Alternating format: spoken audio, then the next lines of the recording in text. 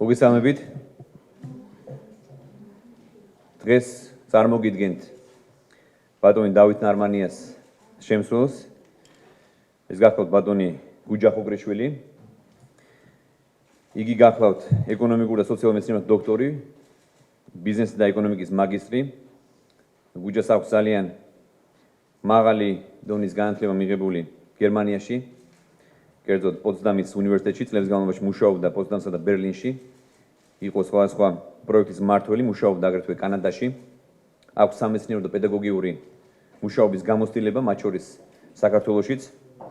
ამ დრომდე გუჯა მუშაობდა მუნიციპალური განვითარების ფონდის ხელმძღვანელად, ასევე კავკასიის ეკონომიკის და სოციალური კვლევების ინსტიტუტის გამგეობის თავმჯდომარედ. მას გამოქვეყნებული აქვს პუბლიკაციები ქართულ, ინგლისურ და გერმანულ ენებზე, საგადასახადო და სოციალური პოლიტიკის, ფისკალური დეცენტრალიზაციის, ადგილობრივი თვითმმართველობის რეფორმისა და რეგიონული ეკონომიკური განვითარების სტრატეგიების შესახებ.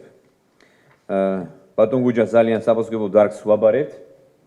მას აქვს შესანიშნავი კვალიფიკაცია, შესანიშნავი განათლება და გამოცდილება, მრავალმხრივი და ყველა უნარი იმისათვის, რომ წარმატებით უხელმძღვანელოს სამინისტროს და გააგრძელოს ის გზა, რომელიც დაიწყო ბატონმა დათო ნარმანიამ.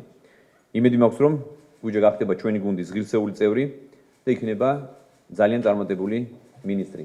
ასე რომ მე კიდევ ერთხელ ვილოცავ ბატონ გუჯას, აქვე მინდა რომ კიდევ ერთხელ წარმატება ვუსურვო ჩვენს მომავალ მერს, თბილისის მერს. მე დარწმუნებული ვარ, რომ დათო იქნება ღირსეული მერი. რასთავარია, კიდევ ერთხელ მინდა რომ დავახასიათო, დათო არის უაღრესად წესიერი, უაღრესად ნიჭიერი, განათლებული და რასთავარია, ხალხზე მზრუნველი ადამიანი. მას შეუძლია ეფექტურად საქმის კეთება, მან ის უკვე დაამტკიცა თავისი გაკეთებული საქმით და მე დარწმუნებული ვარ, რომ ის იქნება ძალიან ეფექტური მერი და მით უმეტეს მას ძალიან მძიმე მემკვიდრეობა ერგება. ბატონი უგულავამ ეს მოახერხა საბედნიერო სამწუხაროდ, მისთვის სამწუხაროდ და რასთავარია, თქვენ გაქვთ ძალიან მძიმე მემკვიდრეობა და მე მინდა რომ გისურვოთ წარმატებები თქვენ საქმიანობაში.